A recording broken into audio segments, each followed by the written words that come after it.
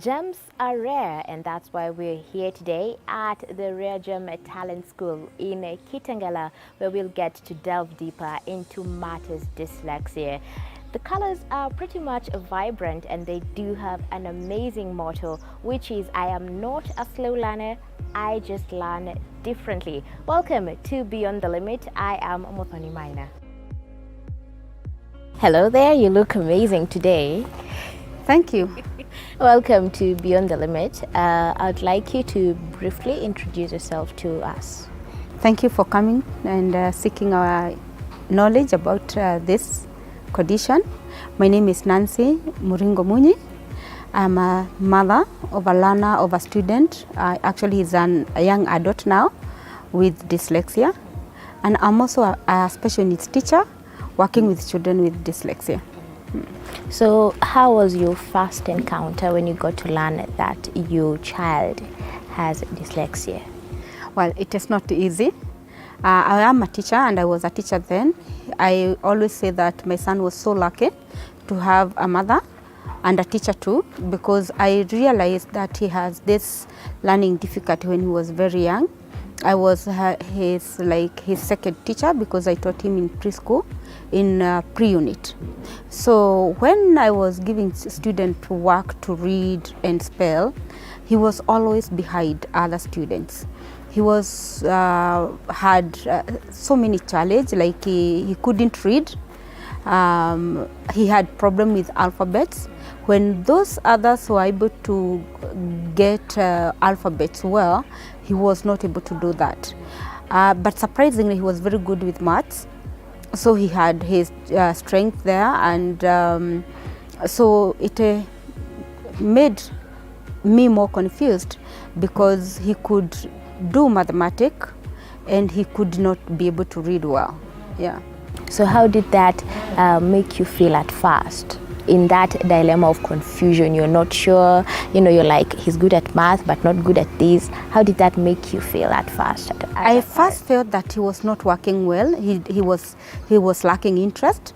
I also thought that since he was very playful, I thought that he was spending more time out playing and not thinking about learning.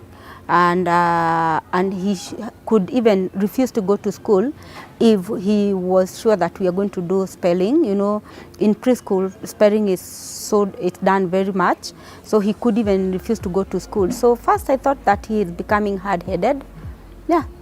So for the other teachers, they did not get to know what is going on. It's you who picked it up before they did. Yes, and I am saying that he's lucky that I was his mother and a teacher, so we could do it there. I noticed the difference, how he's behaving at home and how he's behaving at school, and especially during this time of reading, spelling and writing. But he had no problem when we are doing artwork, we had no problem when we are doing creative, environmental and mathematics. But his challenges were only when we are doing English or language activities. Yeah. Mm-hmm. So how did the other family members take it when they got to learn that, hiya, we have a person who has dyslexia in the family? Well, it didn't come out well like it is dyslexia. First, everybody in the family thought that the boy is just misbehaving and he's becoming hard-headed. So it was also very hard for me to convince other teachers that my son is having some challenges that are not, he's not working well in this language condition. And his dad also thought that I'm just faking things. And so he was not even actually coming in to support. He thought that I am seeing things that are not there. But after 2 years, my nephew also started learning in school. But because my son is older, my nephew started school, and he started showing the same characteristic.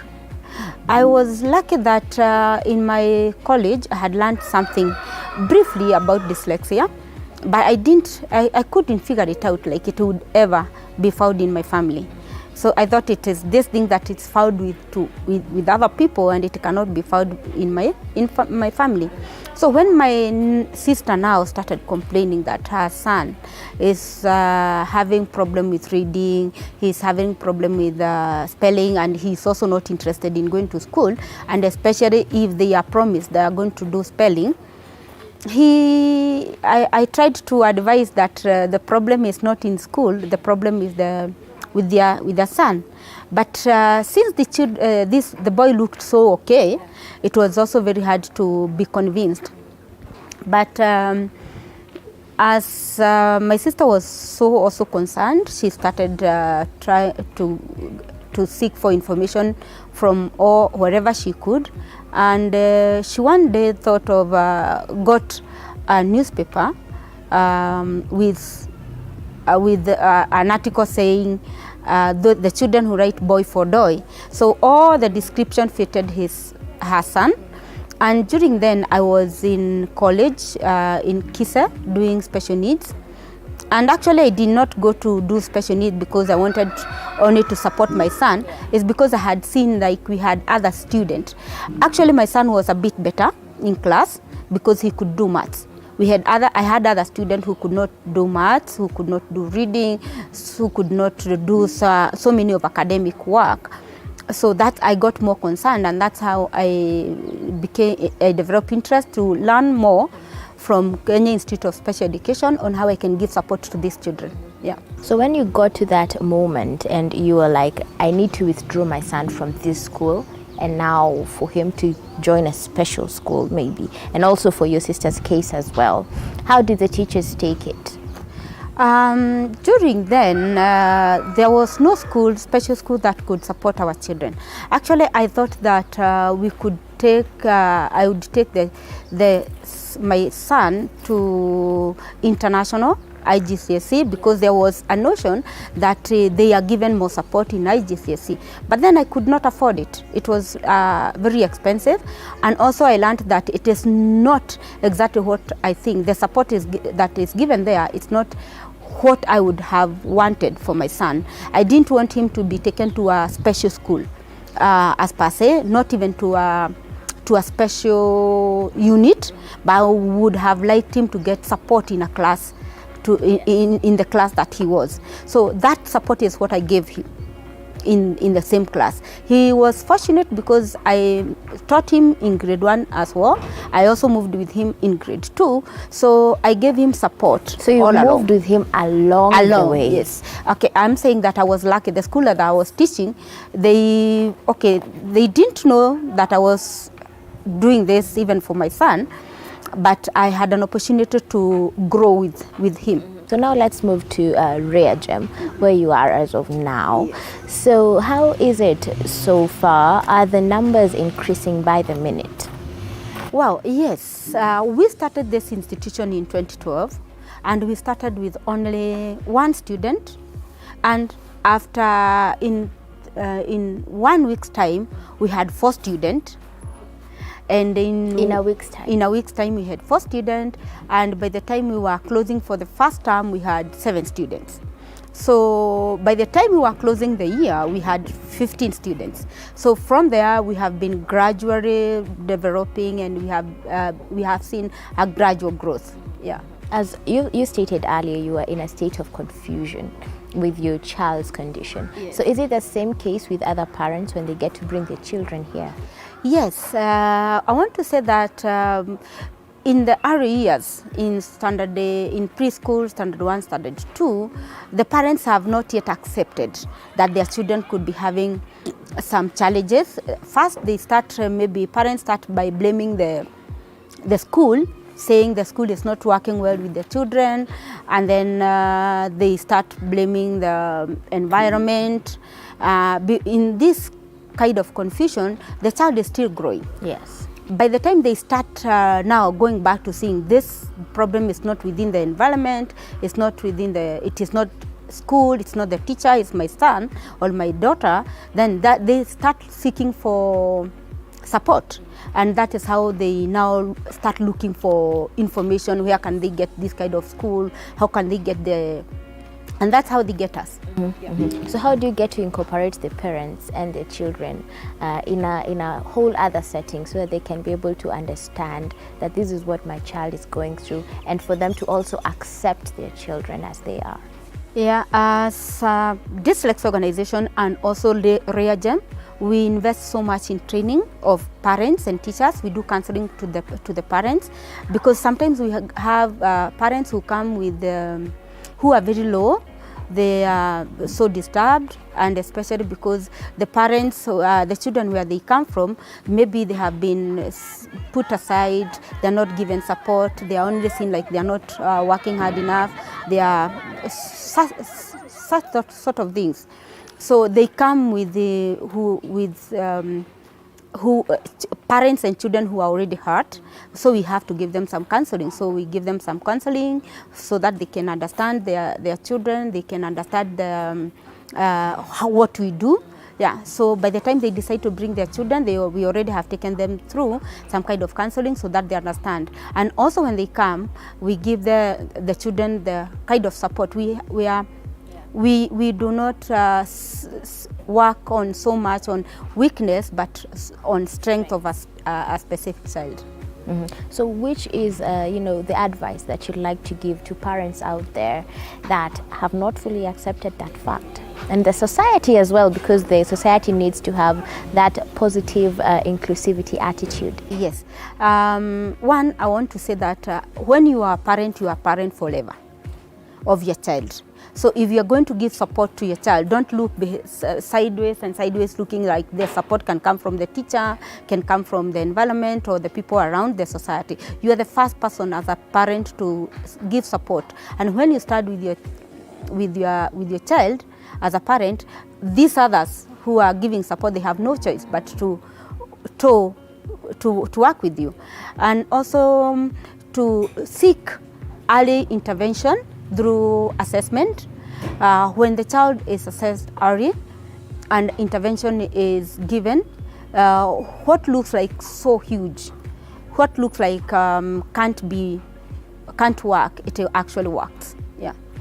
So early intervention, early assessment, early diagnosis and early assessment and intervention, it is the way to go. And this can only come from the parents. Yeah. Now it's time to take a short break. We will be right back with more as we get to delve deeper into matters of dyslexia, and also we get to see the learning structure and how it goes down here at REAGEM. To keep it right here.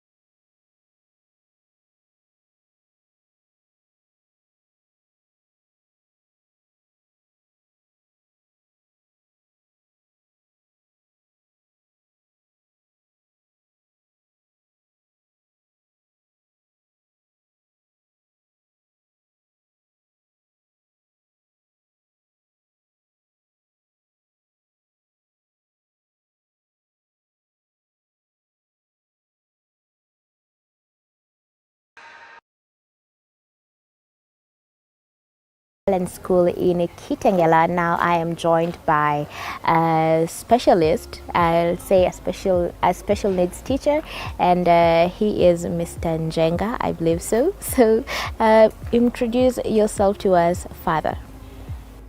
Okay, my name is Michael Njenga and I'm a teacher here at REAGEM Talent School. So what is dyslexia? Okay, dyslexia is a learning difficulty which is characterized with the difficulty in decoding text. So people who have dyslexia have problem reading and writing text. So I do believe, well, maybe of what I've heard earlier, that they get to interchange a couple of letters while trying to write a specific word. So how do you get to assess it at first? Okay, being flipping letters or interchanging D for B It's just part of what usually happens with dyslexia. But majorly, they have problem decoding text. That is why for them, D and B is almost the same thing, because they have difficulty, not only in those, but in the whole text, running in all the words.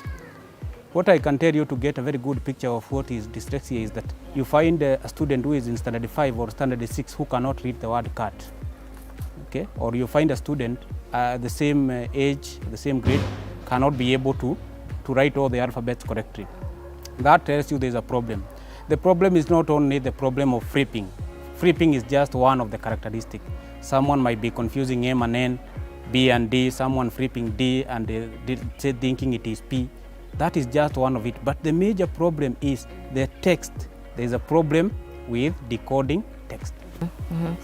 So how, during the intake process, how do you get to break it down with different structures involved? Okay, what usually happens is that if you suspect that a student has dyslexia, it might be possibly the parent, and or for example, for us the teachers, if you suspect that a student has dyslexia, then that one is an informal assessment. You assess that there's a problem actually with this student. But there is a formal assessment which is usually done by a professional. Like in our school, there is a professional assessment which a student has to pass through, whereby there's a kit which is designed professionally to do the same assessment as that one which is done by doctors. So it's an assessment, and then a report is given about the abilities of that student. Where is this student weak? Is he weak in this area, this area, this area? And then now when that student is referred to the school, then the teacher who is going to pick up from that report and know that this student is weak here, this student is strong here, so I can do this and this and this. Yes. So how do you get to incorporate the parents into that program so that they can be able to support their children as well and to understand these conditions better? Okay, at first it's obviously the parent who usually bring their student for assessment. After the parent bring the student for assessment, it's actually the parent who will agree to bring the student. And the upkeep of the student is actually by the parent. So the parent has to be involved. It has to be kind of an initiative of the parent. After you advise them what is the right thing to do, it's the initiative to bring the student here. But because this is something that does not take a month or 2 months or 3 months, then as we go on, we kind of communicate with the parent. After some time, you can call the parent and tell the parent, your student now can read 3-letter words, okay? Your student can now read up to this level. Your student can read to this level. So there's that kind of communication between now us and the parents as we go on. So that is the kind of support that the parent usually offers. And also possibly we try to tell the parent when the student possibly, some parents sometimes kind of pressure the student thinking they, so we tell the parent that no matter how much pressure you try, this one will not work. This one works like this. So I think the kind of support we give is that we give the parent the right information. And most of the parents, because they have their kids, the moment they have the right information, they usually respond positively. So how is their concentration span? Are they better in, when it comes to theory, practicals? How is their concentration span? Yeah, this is what usually happens when the student does not know how to read, or student can read very, very few letters. Then that student will read for a very short period of time. For just some few minutes, the student gets tired because these are not things the student is proficient with. But as you continue staying with that student, you kind of continue increasing the period with which you engage the student. And after some time, you find that when the student now can read, they become very excited about reading. And even if possibly you want to occupy them for an hour, they tell you, no, I'm not tired, I can go on. So concentration span is something that is dependent on what level the student is. When a student is has that extreme case of inability to read, they don't want anything to do with books. They don't want to spend the time with books and letters for a long period. So when you are starting, you have to occupy them for a short period. But as you continue and the ability to read improves, then you can go on raising the bar as you go. So how would you say the awareness is outside there in the society?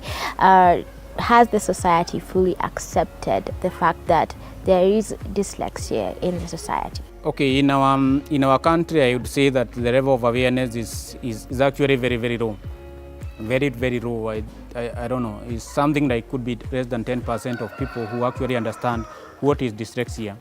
And there is a very small number of parents who usually have the right information about dyslexia, especially those ones who have children who have learning difficulties. So I think this one is something that a lot of work has to be done to make sure that sensitization is, people become aware that there is something like dyslexia and what is dyslexia, and if someone has dyslexia, what usually happens. Because this is just one school, and when you look at the country, the statistics usually say about one in every 5, and we have about 10 million students in primary school. That means almost 2 million could have dyslexia, between 1 and 2 million. And when you look at this school, you can see that it's not occupying even 250,000.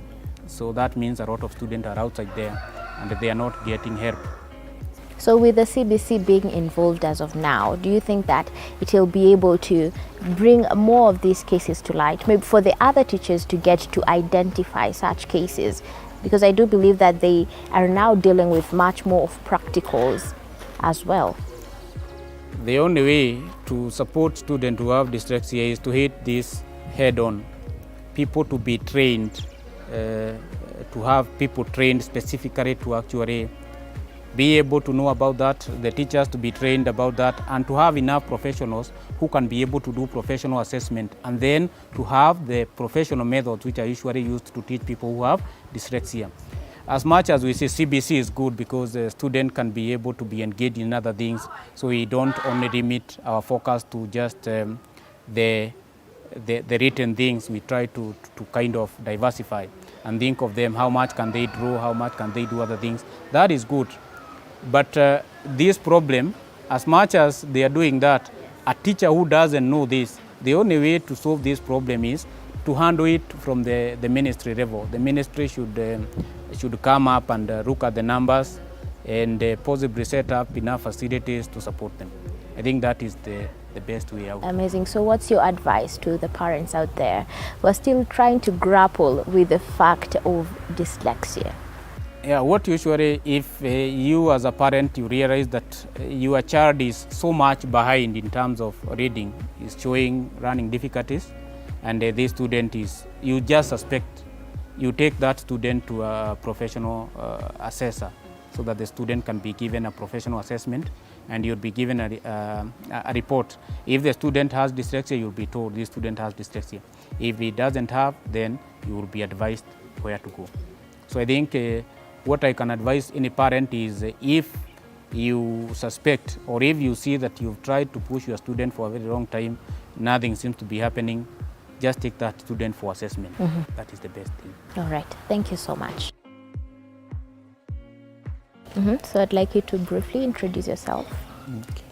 Okay, my name is Gilbert Moranga.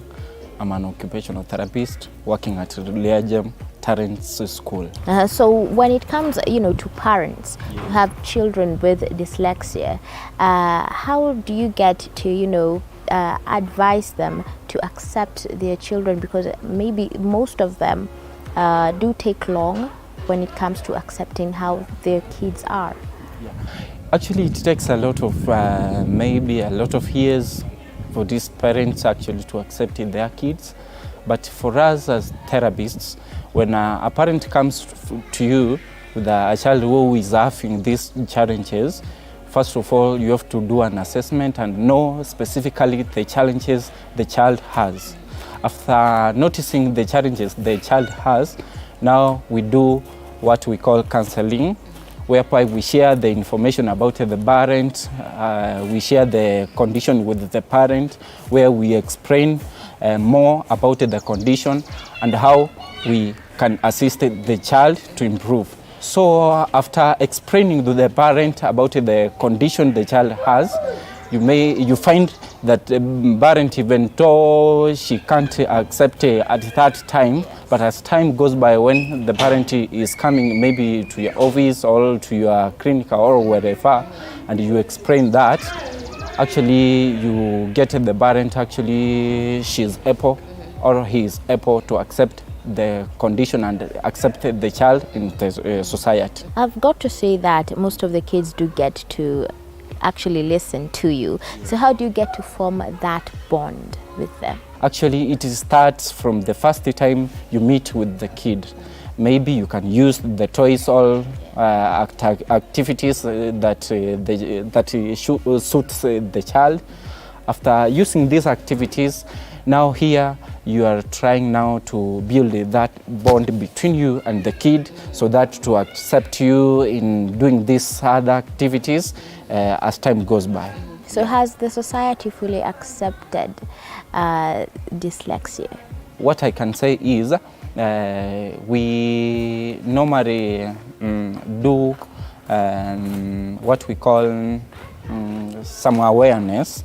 We create some awareness to the community, whereby we meet different parents from different localities, whereby we share, we may call them here in school, or we meet them elsewhere in the community, whereby we get to share with them